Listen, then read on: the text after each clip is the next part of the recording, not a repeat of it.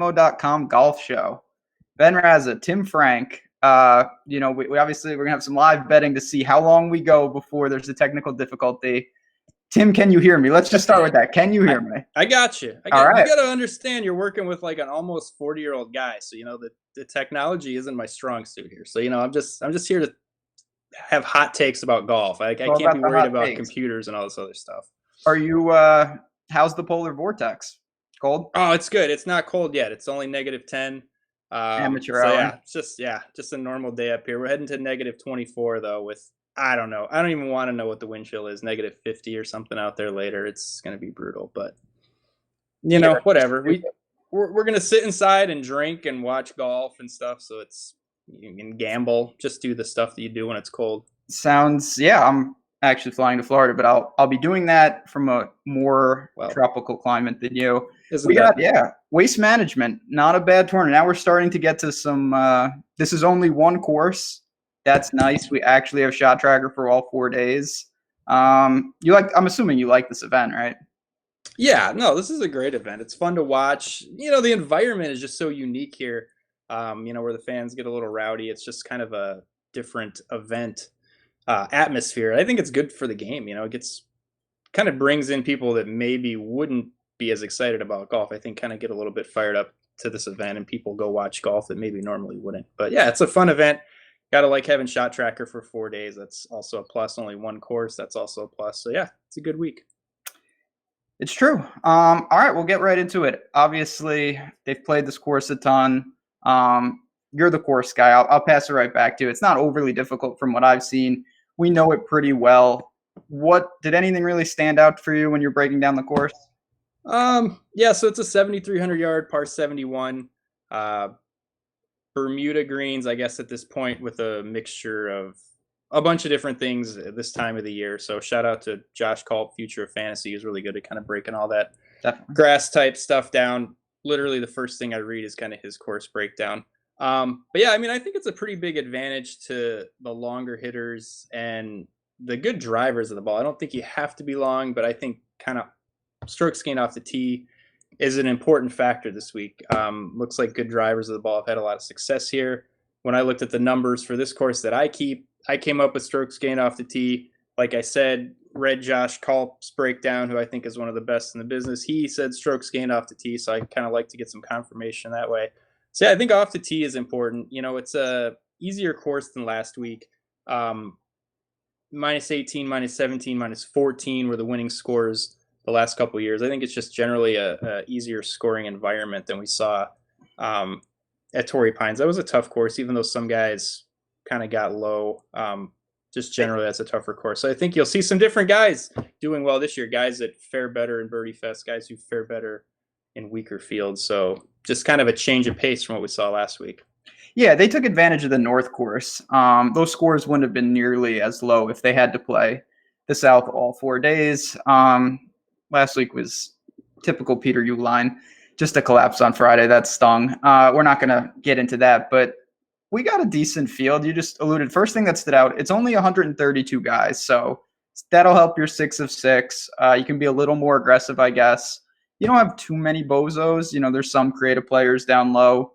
We'll obviously be talking about Matthew Wolfe, who is the new Norman Jong, who is the new guy that I'm going to hate now because everybody's all over him. Yeah, he's the shiny new toy. But up top, we've got, we got Rom 11-5, then JT, obviously the course horse of Decky at 10-7, and then Xander, which, oh boy, Xander, he's the last man in the 10K plus range. Do you have a thought? I really don't, to be honest. I'm keeping it pretty diverse up top. Decky's the most polarizing, just the most dominant course history, maybe of anyone at any course. Yeah, I just to touch on Hideki, I think the super strong course horses, it's not to say, obviously, that Decky can't play well, that Decky can't win, but I just don't think that there's any value in these guys. They're going to be, if there is an advantage in course history, that's already priced in. So you're not gaining any value, and also it just brings the ownership, especially with the way that he played last week. So it's going to be dangerous, but I don't really have much urge to play Hideki. I think I'll probably fade him. It's going to be scary, but the ownership's going to be there. I'm not a huge believer in course history, and even if it does have an effect, I mean, it's already priced in anyway, so there's no value there. So I'll get that right out of the way with Hideki. I like JT at the top. I mean, him being $500 cheaper than Rahm doesn't make a lot of sense to me. I mean, I know Rahm has played amazing 5th, 6th, 8th, 1st, 4th. I mean, that's his last 5 starts. He's just, he's been on fire. He's played well here from Arizona, but I guess he went to Arizona State. I shouldn't say he's from Arizona.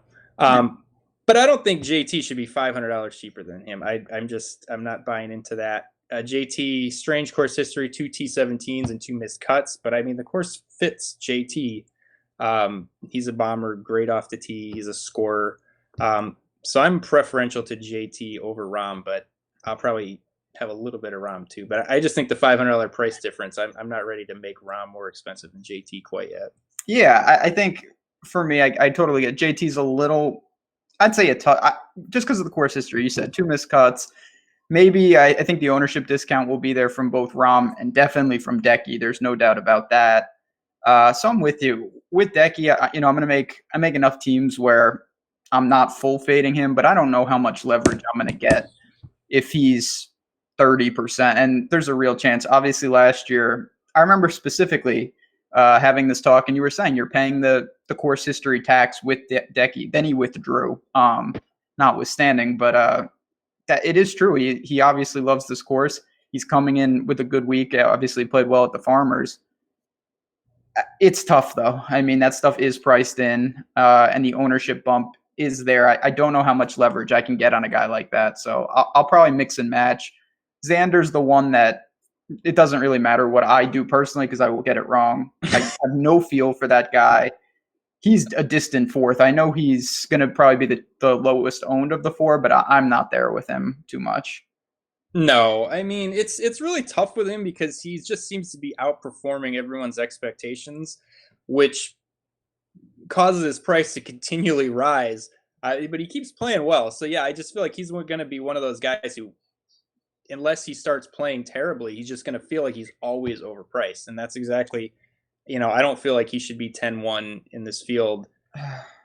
But I mean, the form is there, the wins are there. But yeah, he's just going to be one of those guys that I'm probably never playing because he's continually going to be overpriced unless the performance really falls off. So I'll probably I don't think I'll have any Hideki. I don't think I'll have any Xander. And then old. I just don't. I'm not buying the course history, and it's just it's priced in. You're not getting any value whatsoever. And the point is to take players who are underpriced, not overpriced because of course history. I mean that, and the ownership too. After the week that he had last week is just going to be pretty astronomical. So no doubt. So yeah, obviously, you kind of just mentioned up top. I'm going to definitely have him. We were talking about this last week. This field is deep enough too, where the balance build. The first thing that stood out of all the pricing, and I'm a Ricky guy, but I thought Ricky was wildly underpriced. And I will be starting teams. It's not just him. You have Finau there. Ricky's 94.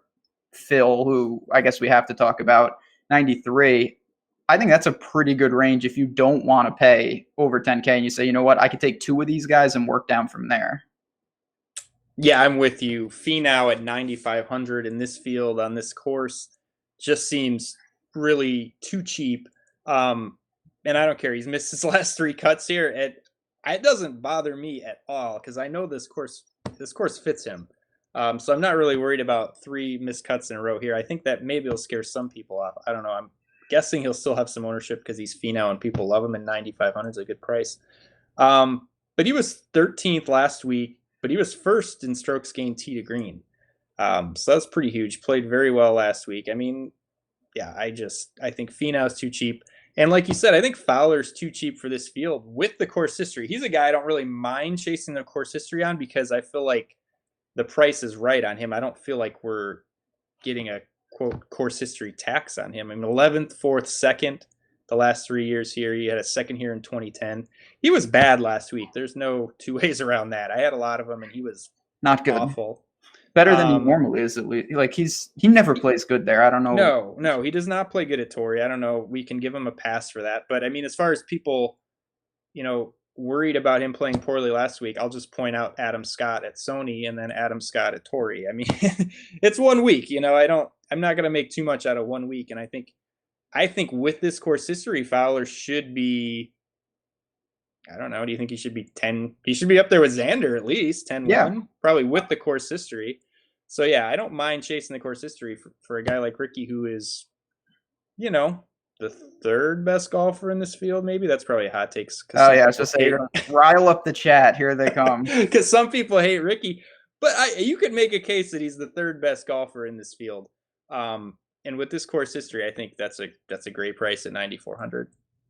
No, there's no argument. I mean, I'll buy low, and I think people have soured on Ricky at a macro level. He's always popular here and there, but he never wins. People are starting to drag him down. They give Finau a pass, but we're not going to get down that wormhole. I don't mind either of them. Like I said, I totally get starting in this range. I mentioned him a little before, real quick, before we start diving down. What do you think about Phil? I have no real feel about this guy. It's tough. It's tough to gauge. He's another Sun Devil. I may have a little, but I don't think I'm getting over. Yeah, I mean, I think I said this a couple weeks ago. He's just one of those guys I never seem to play. But the price seems fine. I mean, he doesn't feel like he's overpriced in this field. He obviously played great at the Desert Classic, and he likes it here. I mean, and it's a good fit. I just don't see it, especially really liking Finau and Fowler. Like, there's only so many guys you can play from this range. So if I got to Phil, it would almost be, he'd be probably my third choice out of this, kind of 9K range. So I don't think that's going to leave a lot of Phil for me. I don't hate him because the price, he doesn't seem overpriced. And I think it's a kind of an event. Obviously he's played well at here, but yeah, probably he'd be my third option in here, way behind Ricky and way behind Finau. Fair enough. Yeah, I'm with you. I like him a little more than guys like Hadwin, Cam Smith, who is another guy. He just feels overpriced to me perpetually. I know he's a good player. I just never get there. What, you got Cam Smith hot takes? Yeah, no, I don't have a hot take. When I saw the price and his odds, I was disappointed because when I was kind of looking over some numbers Sunday night, it's like, wow, he's playing well. The approach game has been good. Maybe he's a sneaky upper mid-tier play, but I'm not ready to go 9,100 on Cam Smith. So yeah, I won't have any of him. I thought he might be, maybe 8,400, maybe we're talking, but not here. We'll get to Benny on soon enough. 86. All right, so now we're breaking into the sub 9. We got Bubba, another guy where it's just like, my God. Billy Ho, Ches, Benny on, who's going to be a lightning rod. We'll obviously get to him. Who else we got here? That's about it. Andrew Putnam, and then your boy Noren. I like a couple of guys from this range. I think Benny on's going to be the most popular. What do you want to start there? What do you think about this? I personally hate this range. Honestly. Not even Noren? No, respect. He was brutal last week. I know. I mean, granted, it was 1 week, but I mean, I just don't see much. It's really hard. I mean, it's like unless you're just planning on playing a lot of Noren after you see kind of that performance he had, it's hard to go back to the well. If I played anybody out here, it would probably be Bubba. 2 seconds and a fifth here. The scoring potential is there. I don't know if can we call this a Bubba course? It's not the full Bubba course, but not the full Bubba course. No, yeah. But God, what did he do? He putted atrociously. What was it? A few weeks back where was that at the Century? I think it was at the Tournament of Champions where he actually hit the ball pretty well and just putted outrageously bad. He's been bad. Yeah. Then he got cut at Sony. Yeah, but I mean, I don't see, Sony just doesn't seem like the place for him. I was actually surprised he was playing there. No, I would say Bubba, but he's not a priority. And then I would probably get down to the low 8s at, Berger and even List at 8K. I kind of had a lot of him last week. T40 wasn't great, but I think this course should set up for him, long off the tee. But this is honestly not a range that I'm really in love with. I don't know. You have any Benny on hot takes or what do you got? So it's tricky, not to hedge my bets. I totally get why people like him. Obviously, friend of the show, Hatchman, loves Benyon. I get it. I like him too. He can't putt. He's great with the irons. He led here after 54 holes a couple years ago. Then you go to the other side. He's flying from the Middle East. I do worry about a couple things like that. The layoff. He's not a good putter, but you don't really need that here. If the ownership is massive, again, it's going to be like Hideki. I'm not full fading him by any stretch, but I don't know if he's where I make a massive leverage stand one way or the other. I will look to, especially if he's very popular, to someone like Noren. I don't think he's on anyone's radar. He was atrocious. He was just god awful. I don't know what he did at Torrey. It was bad. Obviously, for the guys that get cut, we only have one round of shot link data for them last week. So it's hard to really see what he did. Obviously, we don't know on the North course. It was just, he made a little rally. I thought he was going to squeeze in, and then he just didn't. I'll go back there, certainly at a fraction of the ownership that we've seen. Do I dare say that I am not a Cam Champ guy, but I have more interest this week than I've ever had. It still might not be a lot, but doesn't this seem like a good, if you want to go like him and Bubba and just get real sick? Or is that bad? I mean, it's the price is coming down. The ownership probably will be coming down, at least as popularity. He's old news. You know how fast people... I mean, he's no Matthew Wolfe or anything. Yeah, exactly. Just like this guy is washed up. Yeah. Yeah, it seems like a decent spot for him. I mean, he just was so good in the fall series. Obviously cooled off recently, but I mean, this is, it's a good course fit. It's not, I mean, this is a decent field. It's definitely not Torrey Pines at all. So yeah, I could see getting in a little bit of Cameron Champ. And just to touch on last week, it was definitely would not discount guys that missed the cut last week. I wouldn't do that any week. I think a lot of people overreact to one missed cut. But especially going back to last week, totally different course. That was a tough course, totally different scoring environment, totally different grass type, totally different field. And it's really just a weird tournament with the South course playing so difficult and the North course playing so easy. It just had a weird dynamic to it where, he had guys kind of getting crushed on the South course, and then they had a good day at the North course but couldn't make up for it. Or, it was almost like the Desert Classic where they may have played well at the North course, but just you needed to make a ton of birdies. And if you didn't have the putter going at that one round, you probably weren't making the cut. So, and you can't see, like I said, yeah, you have no idea really what happened. On the number is tough. And then there are other people.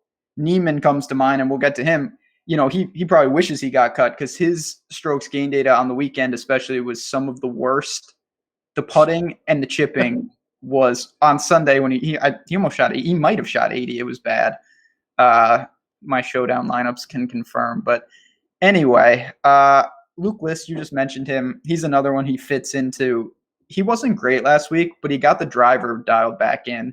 I think he gained, it was like 3, I don't have it right in front of me, over 3 strokes off the tee. That's the formula for him. That's when he was rolling last year. Obviously, he's made real strides around the green. I think he can come here, though, lean on the driver, be just fine. And like I said, that price, flat $8K, I'll buy him on a balanced lineup. He could be your 3rd or even 4th guy in. Yeah, I mean, with, the par 5s here reach right around 550. It's got the drivable par 4. So, yeah, I mean, the length is going to help. Birdie eagle opportunities. So, yeah, I'm definitely with some List. I think once we get in the 7K range, I think we get back to quite a few guys I like. I'll lead it off with Answer at 7,700. Nice putt on Friday, Answer. Good effort. Oh, God. Yeah, I burned a lot of people, but I don't know. Maybe 7,700 seems like an overreaction to the miscut. I don't know I can't remember what he was priced at last week at Torrey. He was, I'll tell you in a hot second. I think he was right around that. Yeah, but much weaker field this week. And prior to the miscut at Torrey, he had played, really well. 18th Desert Classic, 29th at the Sony, won in Australia. Was 4th at the Shriners in the fall series. I mean, he was playing very well. I'm not making a lot of the miscut. We just kind of talked about how we're not going to overreact to one miscut, and I think 7,700 seems like a bit of an overreaction. This is a much easier field, so I mean, I really. And it's a price drop. He was 8,200 llast week. Yeah, 8,200 at a tougher course, tougher field. I mean, yeah, I like it. Yeah, it was because him, Grillo, and Decky, those three were right there. 8,000. That was talk about a misprice. Decky at 8K last week, but I'm with you. I think that people when it's uncomfortable, but on a general rule, guys who burn you, especially if they miss on the number like that, people overreact. He was rolling, and now it's like, oh, he missed the cut. I'm going to go to somebody else. I'll probably hang on for one more week. I have no problem with Grillo. I just play him. Good iron player, does enough. He's not a good putter. Low variance. I might use him for cash a little more than GPP. I don't know how big the upside is, but it's not like he can't get hot. It's golf. He's going to need to make some putts. That's the key here, because you mentioned at the beginning of the show, you're going to have to score. You're going to need streaks, bonuses, all that garbage to kind of be up there, especially in large field GPPs. Are you going to Grillo or no? Yeah, I like Grillo. Good. Come on in. It's just I'm not sure what to make of his putting, because we always thought of him as a terrible putter. And then last year, he putted very well for the whole year. I thought he was going to win, just kind of based on the fact that the putter had improved so much, kind of a la Webb Simpson. But now he's right back to putting pretty terribly. But the approach game has been there the last 2 weeks, almost 9 strokes gained on approaches in the last 2 events. So yeah, I'm ready to go back or go to Grillo this week. Not a bomber, but like I said, I mean, he gains strokes off the tee without being super long. He hit just because he basically hits every fairway. Molinari formula. Yeah, so yeah, gain your strokes by just never missing a fairway. Not a good course history here. He's made 3 cuts, but really nothing inside a T45. But I just think, yeah, too cheap based on the way he's hitting the ball. Yeah, boy. Gooch. I don't know what to do with Gooch. This guy has just kind of come out of almost nowhere to go 3rd and 4th the last 2 weeks. I can't. Just crazy. Be the approach game god all of a sudden. I got to think he's going to be pretty wildly popular this week. So I can't pay. I missed it. Like, if there was something there, I missed it, and I'm not going to play catch up now. So yeah, I mean, the price at 7,500, I don't think is bad. No. But just he is based on how he's played the last 2 weeks, I think he's going to garner a ton of ownership, and probably rightfully so, because the guy's just smashing. But obviously this isn't going to be an every week thing. Taylor Gooch is not going to top 5 every week, and I think probably based on projected ownership, a fade is in order for me. I'm just not there. Like you said, we weren't there the last 2 weeks. I'm not getting on the train at this point. Speaking of trains, this would be a death train. Do you have any interest in, and this, I didn't obviously look through everyone from last week, but I can confidently say of the players, especially the popular ones, the worst performance by far last week was Kyle Stanley, who I don't think he at any point gave me even remote hope. Do you have any interest in going back? He was just god awful. He was god awful. And the best was he shot 74 at the North Course on day 1. So you were just like, no, we're done. He was going to the South on Friday, needing a 65. It was not a good situation. Yeah, at least your guys that shot 75 on the South Course, you're like, oh, he's going to the North Course. Can't it's we got this. He's just going to go light this place up. Stanley, you knew you were dead Thursday, and I had a lot of Stanley. Yeah, he didn't even score. He had no birdies on the South Course, and then he birdied the last hole. What do you think, though? I mean, talk about people jumping off ship. Yeah, I'll be one of those people jumping off ship, but I don't hate the play at all. I mean, I think I'm holding on. Yeah, he's obviously over the last 2 years been a very good golfer.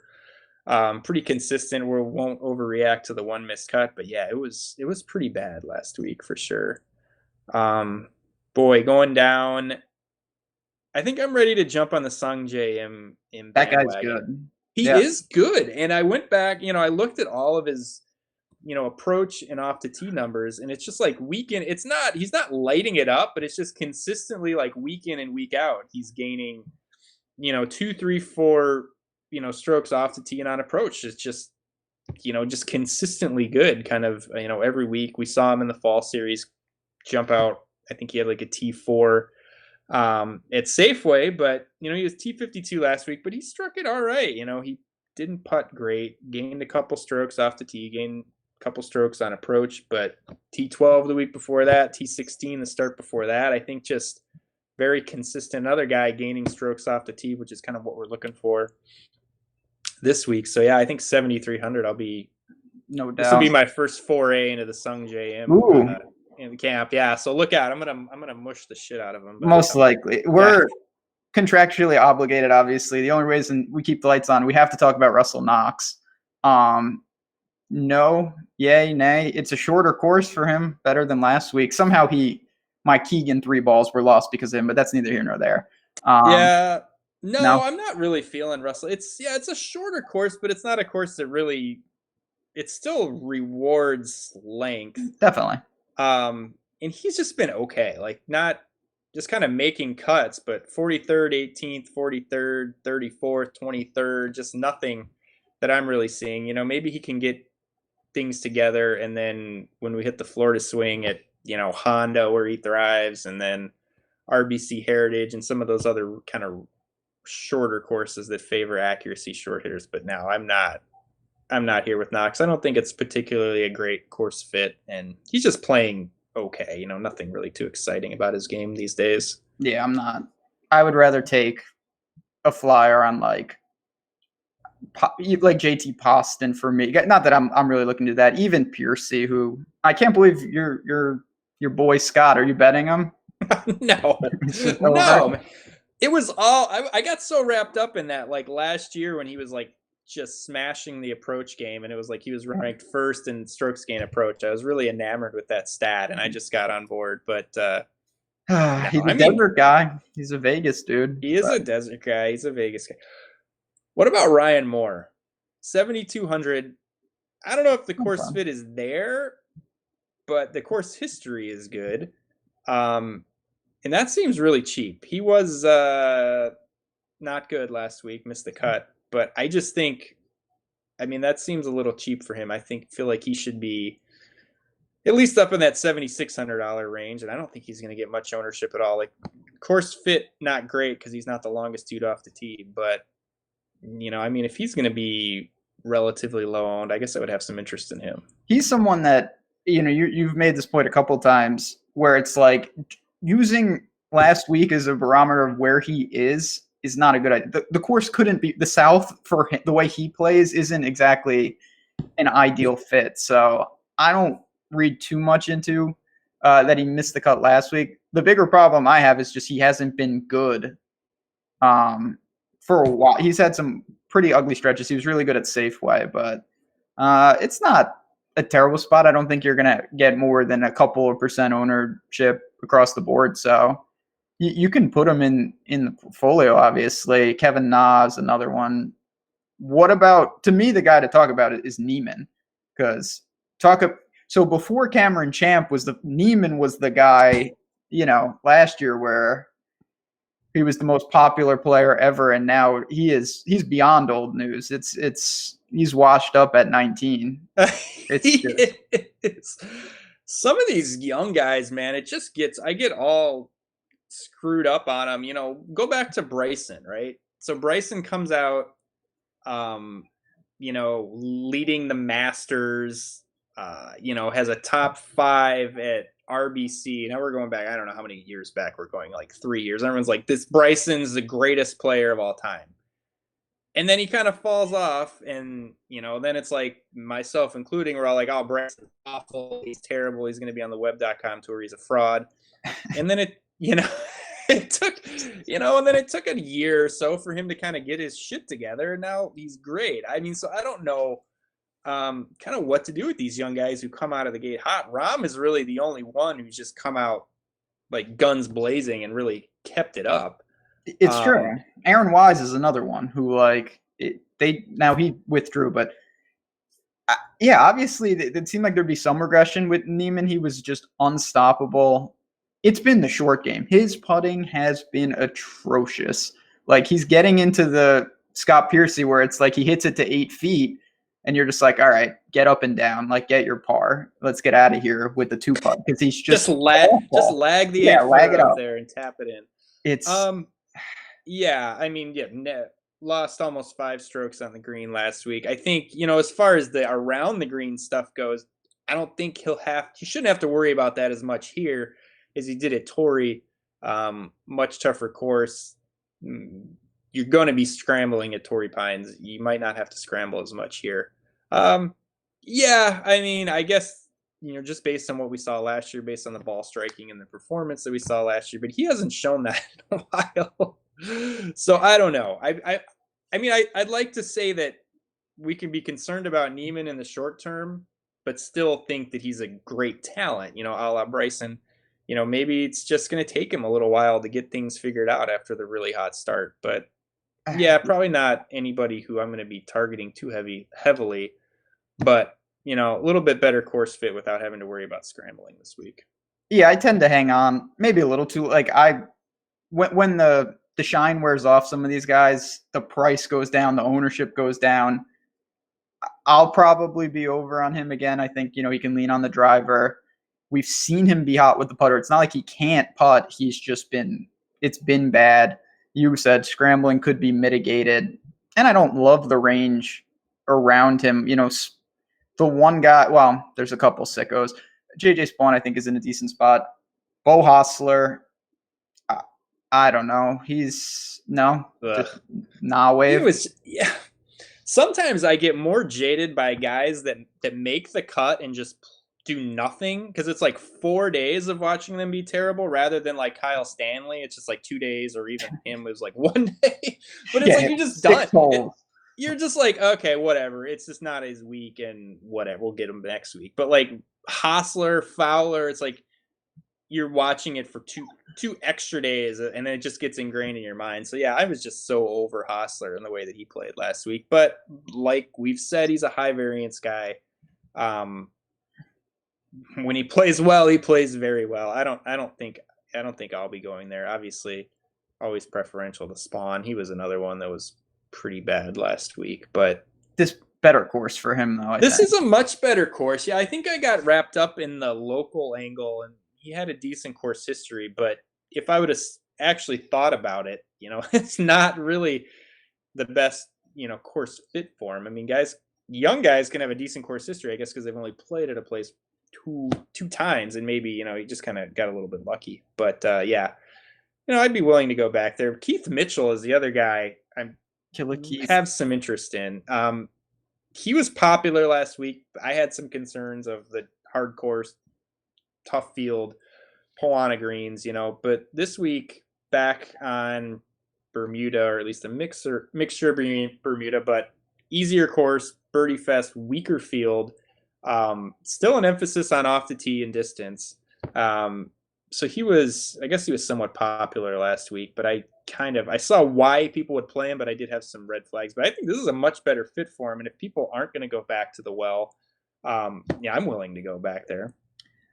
I got a real sicko in that range, and it's not Bill Haas. I'll just say a quick shout out to Bill Haas, who lost 7 strokes putting last week. Didn't make the cut.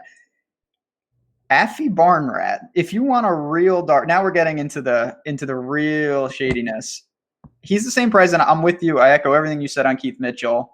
A lot of these younger guys, those hard courses are gonna, even though they can handle it, and he obviously has the length, it's a different type of golf where it's not as aggressive. You got to scramble more. That's not his thing. Affy Barnrat to me falls in that category too. He mauls par fives. This is a much better layout for him. I don't take that much into his recent form. He's half the time he's jetting from like Brunei. He's playing on all the tours simultaneously. Like I swear to God, that guy plays all the tours. But I think as a 1%er, he is a guy that you could look to as a dark horse this week. Is that bad? Not good. That's pretty bad. But it's bad. Yeah. I mean, there's no Bill Haas, so we have to have some egregious. I'm going. I got to get a new. Bill Haas is just it's not good. So I got to start bringing in some new guys for tryouts that I can tout for egregiousness. I mean, I could see Afa Barnrat being like a bit of a fan favorite here, right? Like kind of like he's smoking. He's doing smoking crazy, out there, like, just on the 16th, just yeah, playing, just handing out one. cartons of cigarettes instead of some swag. Like, oh yeah, people will like him for sure. I don't think I'm going there. I'd probably go. I'll tell you where I would go, and I know you're going to be playing some Bud Colley after a T13 last week. I think. Yes. Seems 6,900 seems like a good price for him coming off of. That's where it was last week. Yeah. Pretty good performance. It's like, why is he not more expensive? So yeah, I'll fire up some Bud Colley because we've been on him for quite a bit, and he played. He did play really well last week. Yeah. We got Joel Dahman Chalk Week. What do you think about that? Oh yeah, Joel Dahman. Where is he in this pricing? Oh wow, 6,800. Yeah, the bucket hat man. I'm not. I can't. Some of these guys. This is what I'm talking about. Like Joel Dahman, if he misses 2 out of 3 cuts, well, you'll never hear his name. He'll lose 90% of his ownership.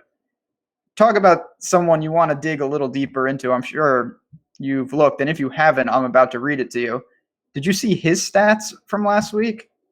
I heard he was putted like Ben Crenshaw in his prime. Yeah, on meth. Like, he gained 7 strokes putting, 1.3 around the green. He was a bizarro world in every sense of the word. Like, just bad with the irons, bad off the tee. That's usually a red flag for me. It's like, yeah, but he gained 7 strokes putting, and he's not a good putter. So yeah, you don't want to chase the hot putting performance. That's, I think, if I could give like one word of advice, is if you look at a guy who played well last week and he did it all with the putter, especially a bad player. Now, a really good player, like, he could get it done in another way. Like JT could gain 9 strokes putting, and then come back the next week and just torch it tee to green. But yeah, these kind of punt guys that just got hot with the putter. Especially if they're not, like, the one I'll say, Bo Hostler, for him to win, he's got to gain a ton of strokes putting, and he's done it a lot. Some of these guys are not good putters, so it's like you get one chance. That's like you said with Grillo. He gained 10 strokes putting at Fort Worth, and he didn't win. Like, you blew it, man. You had your chance. You saved up all your good putting for 1 week. So I'm with you. I tend to jump off those guys and hope that people don't look and they just see, oh, he made another cut, I'm going to play him. Obviously, the T-degree game should regress positively too, but that's a dicey situation. I got an egregious one for you here. Okay, what we got? Ted Potter Jr. Oh, yeah, that's not good. At least it's not Jimmy Walker. After the Sony, I'm crunching some numbers, and I see, wow, Ted Potter Jr. gained 9 strokes off the tee and on approach. So 9 strokes with his ball striking. I'm like, this dude, like, he struck it very well that week. And then I'm like, oh, is he in the field? What was it, the Desert Classic? No, he wasn't there. So I'm like, all right, now we'll get him at Torrey. Then I look at the field for Torrey, and it's like, no, he wasn't at Torrey either. So it's like I've been waiting to unleash some TPJ. And I don't know if it's been too long. I don't know what the statute of limitations on that good ball striking performance is, but I don't know. He was pretty unbelievable with the ball striking at Sony. I don't know how long, if it can carry over. I don't know if that was an anomaly, but that was definitely something that caught my interest after the Sony Open. I don't know if we can go there, but at least it piqued my interest. It's true. Yeah. He's not someone I think about too often. No. I do him a little at Sony. Not going to lie. Peter Uline. He went to the North Course on Friday. He was 5 under through 9, and then he managed to miss on the number. I have a little interest here. I'm not gonna lie. He's just what you can say what you want about him. He's just not fully clicking. I think the talent level is good enough that you have a flyer. I certainly have him maybe slightly ahead of your boy Ted Potter Jr. I just, looking at the pricing, first of all, I'm sure you've noticed this. DraftKings is now going down to flat 6K. So, and it's not just like these absurd, crazy people. So it does lend itself. You can be a little more aggressive. You can find, especially this week, like there's a lot of real players in the 6s. Or did you not think that? Yeah, no, okay. For sure. Yeah. Are they going to work their way back to what did the min used to be, like 5,500? Oh yeah, like Swafford used to be like 4. They would give you a rebate if you played him at one point. there's some guys down here, just throw out a couple names. Well, yeah, go ahead. Go ahead. No, I'm spewing nonsense with, like, you got Mollinax. I think Streelman, who, God, I was on him last week. That was obviously a mistake. It's never good when in high stakes. I was the only person who used him in some expensive stuff. So I was like, I either am a genius or I'm an idiot. The latter came into play. But who is there? Anyone else from the high sixes that kind of caught your eye? I mean, I did want to touch on Mollinax, and I feel like I don't know if you were on him. I know you had some interest in him when we talked. I had a little, but nothing crazy. Yeah, I loved him last week, and he just second strokes gain approach, but he only finished T25. Just couldn't putt. So I kind of feel like I was like, yeah, low ownership, played great, but I feel like he could have got so much more out of that round. But I mean, he's still really cheap. I think he's going to be popular. I know Mayo's on him, and when Mayo touts somebody, it usually really bumps up the ownership. But I mean, he should be more expensive here. The T25, T34 last 2 weeks, but just the way he struck it last week was pretty exceptional. And again, another guy who the course should fit. So I want to go back to Mollinax, just based on how he struck it. I'd have to see how the ownership shakes out. I know, quite a few people will be on him, but yeah, I mean, 6,700 just based on the way that he hit it last week seems too cheap. Yeah, no, and he's obviously, like I said, he can bomb the ball. I've waited for him to be better. Like I said, I thought he was going to be Xander. Didn't work. Shout out to Ollie, who his last better than top 25 came at the Waste Management exactly a year ago. So maybe this starts Ollie back. He's been bad now for a full year. I don't even think I'm going. You're not going to the Hatless Wonder, are you? Hell no. Never Ollie. Never Ollie. Never Kevin Na. Never Charles Howell. Those are like three guys you just blacklisted. Never play those guys. Yeah. Quick housekeeping before we dive even deeper into the abyss here. Chat, we owe you one. I like when chat is active. It is today. We appreciate everyone stopping in, even if it is to just say that Tim looks like he's wearing a bathrobe. You've got some good bathrobe comments from the gang. If you can hit the like button, we do appreciate it. If you haven't signed up, come check it out. You can use the promo code JazzRaz. You get 50% off your first month. Take a stab. Check it out. A lot of good stuff behind the paywall. As you know, we have a show tomorrow night. Me and Jason Roslin breaking it all down once again, talking lineup construction and all that jazz. But we do appreciate everyone. Now back to the real egregiousness, because I still have some plays. I know this is a hoodie, first of all right? Okay. Yeah, that's more important. Let's see. I mean, I could put the hood up or whatever, but yeah. Nice. It looks pretty. It's going to be -40 here. Cut me some slack. I can wear whatever I want. Yeah, can you go outside in that? Is that just like?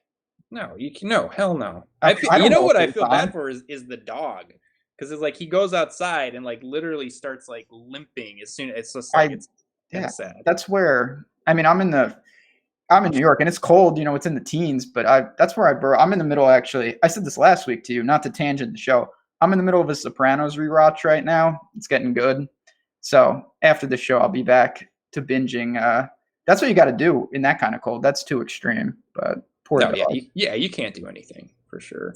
All right, back to here we go. Like I said, you can get some plays down here. I mean, we're in the Stuart Sink comes to mind. Chris Kirk, who is a guy who always gets me into trouble. Is he on your blacklist? I feel like he's an honorable mention. He's not on my blacklist. He's just been bad. I mean, 6,600 is really cheap for this field, but he has not been good at all. He's someone though, and recent form, yes, it's important. I'm not saying it's not. He has turned it around. He is one of those guys. Sometimes he gets it going kind of off no form. He's been good here. I don't really know what's wrong with him. That is concerning. It's hard to peg. He's just been very blah. The guy, I do have one guy that I really think we need to discuss down here. Is there anyone you want to get into though before I unleash? There's one name I was stunned he was this low. No. I mean, I do want to talk about Wolfe at some point. Oh yeah, there's nobody down here who I think, it's like we need to play this guy. I'm going to be real heavy on this guy. I mean, I'll definitely take a couple shots with guys, Anders Albertson, the approach god, who was bad last week. But I mean, yeah, there's a few names down here, but there's nothing that I'm really saying like this is a guy we should be targeting. So hit me with what you got. Did you not find where did you? I guess I would have asked you, where do you think Steve Stricker should be priced in this field? Do you think that's 65? I thought it was a little low. I'm not gonna lie. It's not. Yeah, good, he's a little too cheap. I'm guessing. Okay. Like it's the last man. 69. I mean, I don't know. I wouldn't say he's egregiously underpriced. He just feels, for cash in particular, like if you want to jam, I don't know. I'm doing this obviously very like Rom and then like Ricky or Phoenix. Like you can 6,500 at Stricker as your last man. I know he hasn't been playing great, but man, his ability to just, he does his thing. His irons have been bad, and that is concerning because that's historically, obviously, he's an incredible wedge player and iron player. I still think that I feel pretty comfortable that he can get 72 holes out of this. Yeah, I think some of the problem people have with Stricker is when these old guys, you never know when they start to play bad, you're like, is it gone? It's like some of the younger guys like Adam Scott. It's like, well, yeah, he's playing bad, but he's going to turn it around. I mean, at some point, Steve Stricker is just not going to be good at golf anymore. I mean, so I don't know. Yeah, I don't have any problems with that. He definitely seems a couple $100 too cheap, and basically at that price, what do you need? You just need him to get through the cut. That's my thought. I worry about, if you're playing the big $5, not saying you can't use them, but it's very possible that he returns what I think is good value for cash, and he doesn't even get you close to there in a tournament just because he doesn't score great. Obviously it's Stricker where, he can have his two birdies, one bogey type rounds, and someone like Neiman has like 6 triples, 5 eagle. Like it's, these young guns, they score so much better. Yeah, like he's the guy that could finish like T26 or something, and you're like, oh, that was a good finish, and he just gets smoked by other guys who Ollie's 2 rounds outscore him. Yeah. So he's 51. Yeah. I don't know. It's getting up there. No, I don't know how that's where I say the upside scares me. At the same time, I still think that Stricker is going to be able to make cuts on the tour. So if he's priced towards the min, I don't mind it. All the daily roto guys will be on him. Drewby, Leone, So yeah, old man Stricker. It is what it is, and it depends on the balance of your lineups because now you want to talk about polar opposites. Grayson is down there, who is he might just like withdraw in the middle, so keep that in mind. He showed a little life last week for the first time in a while. Yeah, I played him in weekend golf just as like a flyer, and he had a good Saturday. He had a bad Sunday though. His irons have been and are horrendous right now, and that is concerned. Like just looking at this, I'm just going to read it real quick, and some of these are from 8 months ago. -4, -5.4, -5.1, -6.1, -0.7, -2.5, -2.5, -4.5. That's all strokes gained approach in his last 10 tournaments. That's not good. Yeah. I guess the only thing, I'm definitely not saying we should play a lot of Grayson Murray. The only thing I would say is he was injured, and I don't know where, it's hard to say where some of those performances came, but he was injured. So I think that might play into a lot of it. We saw a guy like Spawn last year early, right around this time, where he was hurt and he just started playing awful. And you look at those stats, especially when you go back and run numbers from the last 12 months or whatever, and you're like, oh, wow, he was terrible. Well, he played a lot injured. Berger played a lot injured. So it can skew the numbers for sure. Yeah. So, the off the tee game, we know that's solid. And that's important this week. So yeah, I would. Him and Burgoon is the other one, and then I'll pass it to you for some crazy takes. He's another one, and these are just guys that I've identified that their best club is their driver. He's a good driver of the ball. Everything else is bad. He hasn't been playing well. There's no real history to speak of. It's just if you're looking, this is where the Stricker balance comes in. Like in a giant field tournament, I'll probably take my chances with some of these guys and say, if I get it right 1 out of 10 times, the actual upside is better than Stricker, who probably doesn't kill you most of the time, but how many times does he really get you there? Yeah, I would agree. Yeah, you're talking me into some Grayson. I'm telling you, Grayson and Burgoon are 2 guys, I'm not saying to play him, but don't just blindly eliminate him. It's not that crazy that they could, and talk about 1% ownership. You can get leverage with a couple lineups if you're an MME. Or you can do what Tim does and just lock button Grayson and then just print. just put it on the board. Well, last week that was like a major champion. I mean, that was almost, between the leaderboard, the field, the course, for him to make the cut was kind of something, given the way that he's been playing. And he did play well on Saturday. I don't know about it. I didn't pay attention to him on Thursday or Friday. And like I said, I played him on weekend golf, and I know he had one good round, but no, he hasn't. It's certainly not back. But Grayson, let's separate his off the course antics aside. He is when he was in form. First of all, people were not playing him. I was using him all the time, and he scores great. He's a pretty good player. He's had some good showings in good fields. So, like you said, if he's healthy, that price is going to rise. That ownership is going to rise. Now, you might be getting in a little early, and if these irons stay the way they are, you're not going to have much success with him. It's just someone to keep in mind down here. Man, Albertson is 6,300. That's absurd. God. Yeah, he's really cheap. His ball striking has been pretty good. It's been great.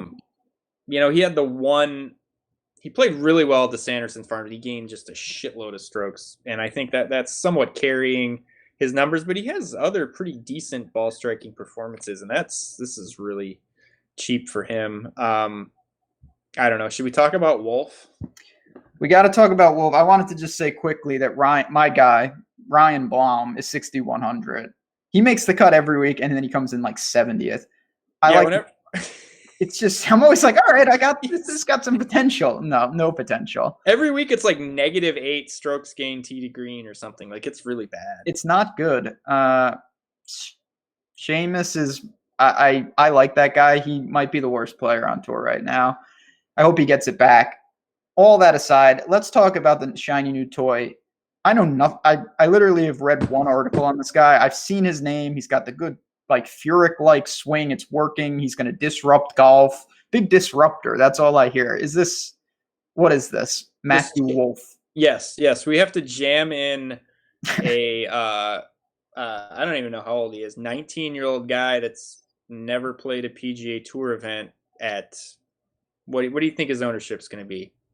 8%? I was going to say 6%, but yeah, it's not going to be 1%, and that's what. Yeah, not going to be 1%, which is what you're looking for down here at the 6K range, the new and improved 6K range. He's just going to be I don't know. Without making a determination, like you said, I don't know anything about him. I know a lot of people were on him at some Australian event. I'm going to out myself as not being the biggest worldwide golf junkie, but he played in some obscure Australian event a while back, and everybody was on him. But just at this price for an absolute unknown at this level, totally unknown quantity, he's going to be way more owned than you're going to want him to be. It's just, that's just a fact. And yeah, he's going to hit the ball a long way. He's like, yeah, I'm glad that you brought up Furyk, because it is like his swing is like a cross between Furyk and Cameron Champ or something. It's weird, wild stuff. I know, I'm not the person to talk to about that, but even when I saw the swing, I was just like, okay. And he's great. He's another Oklahoma State. They're just churning him out right now. Ricky, Peter Uline, all the greats go there. Victor, whoever the hell that guy is from last week, went to Oklahoma State. Listen, I'll be honest, real talk about it. I don't know. I have no clue if this guy's going to be like Rahm and hit the ground running, or like the Panda, who I don't know what he's certainly not. He was no disruptor. He's disruptor to everyone that played him many times. Disruptor to people's bank accounts. Yeah, I don't think I'm not the one to do that. I tend to take a wait and see, and I'll just say you can get guys that we've seen, even if they're Webbies, several times, or players we've seen dozens of times at maybe even less ownership than this guy. I will take a flyer on anybody else down there and let other people play this guy. And he might be great. I have no idea. The whole point is I've never seen, or he could be made up. And it's fake news and I'm playing someone who doesn't even exist, because he's just a relatively unknown guy for me. But yeah, I mean, first event that we're seeing him and just the sort of fanfare that he's been getting. I hope he's good. The ownership that he's going to get is just not ideal. I mean, if you want to play somebody that hits at 350 for almost 6K, just play Hagee. That's what I'm talking about. Like, yeah, we've seen Hagee play well on the PGA Tour, and he's 6,100. I don't know what. I mean, I'm sure Matthew Wolfe is going to be a good player at some point. I don't know. I don't think it's going to be this week, though. That's my thing. We talked about this with other guys, and they come in all these top guys. Some guys get it going, immediately. Some, like, I'm not ruling out that Norman Jung at some point may be good. It's very possible. I didn't want to, pay multiple times to find that out. I would just rather play, like you said, Hagee, who's coming off an injury. We've seen that a little more, and this guy, it's just an unknown. So it'll be fun to watch. Obviously, if he's 3 under through 4 holes, Twitter is going to be putting you on blast. So, well, it's just it annoys me that it's like a race to be the first person that touted anyone. Yeah, absolutely. So it's like people are going to be on him just because. So when he wins in 2024, they can be like, I was on Matthew Wolfe at the Waste Management. It's like, it makes me want to just like start scouting like high school golf and just pick some guy, and so I can be like the first one to tout somebody. Everybody wants to be the first one to be on Matthew Wolfe. So yeah, I'm not really into that kind of stuff. No, I like I said it before, I'll take a wait and see. And I'm sure some sharp, like, there are really sharp players, obviously, who know some of these guys and maybe know more about them and can differentiate who's ready and who's not. That's not for me. I don't think he one way makes your break shot. I'd be stunned if at the end of this week I'm saying, oh, I would have had a real big week, but I didn't have enough Matthew Wolfe. I got other problems with some of the guys that I've listed. So I'm going to mix and match. And we'll go from there, obviously. Real quick before we get on out of here, did you bet anybody? Yeah, I bet Griot. I bet Griot too. 66 to 1. Really, the ball striking from the last couple weeks has been good. Kind of a carryover from last year where I really thought, the ball striking combined with the putting last year, I really thought he was going to win. And he never got the win, but so carrying over a little bit from that. And I bet him at 80 to 1, Ooh. Just consistently good ball striking, good off the tee. I think it's a decent course fit. And then Mollinax, I like Mollinax. He's like, he's got odds. He's like, no, I don't think he's going to win, but I think he's a really good, like, top 5, top 10 bet. He was like, I think he was 45 to 1 for a top 5 on Bovada. Nice. I don't think he's going to win. I think he was in the 200, 250 to 1 range. So I don't think he's going to win. I'm not really putting a lot of stock in an outright for him, but I think 45 to 1 for a top 5. I didn't see any top 10 odds, but when those come out, I might bet that. Just based on the way he struck the ball last week, just great irons.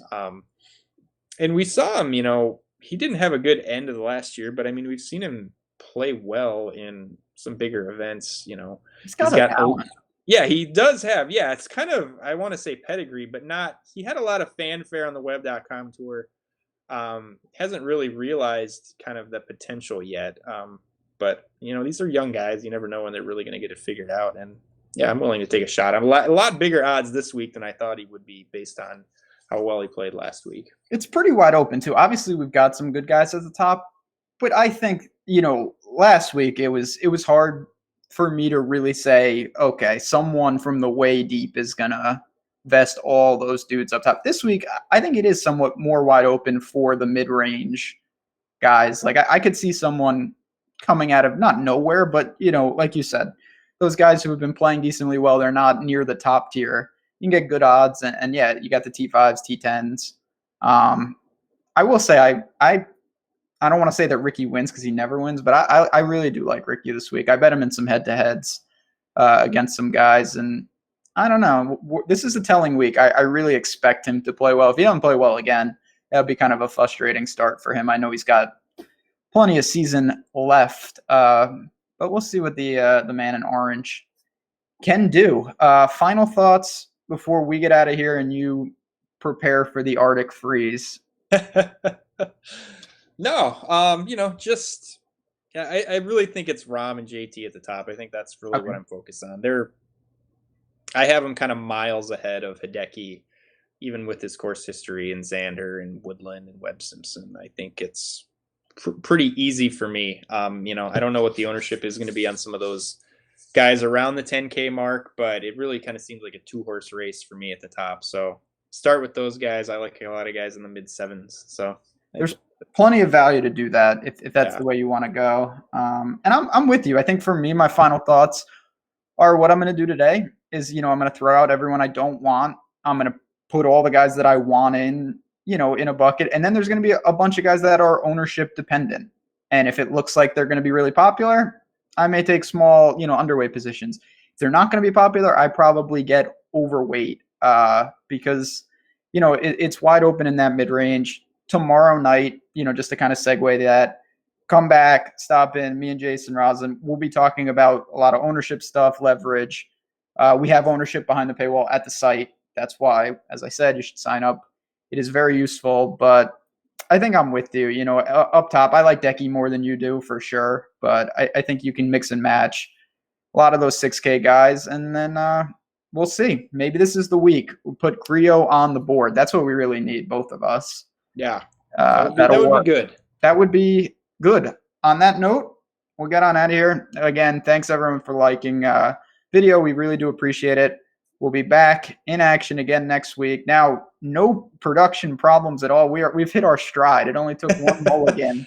It was tough. I had those 3 weeks off, and it was just I was a little rusty coming out of the gate. Just like Ricky, you needed a dust off week. Now we're in full swing. Yeah. So we'll get on out of here. Thanks everybody. Good luck this week. We will see you tomorrow night.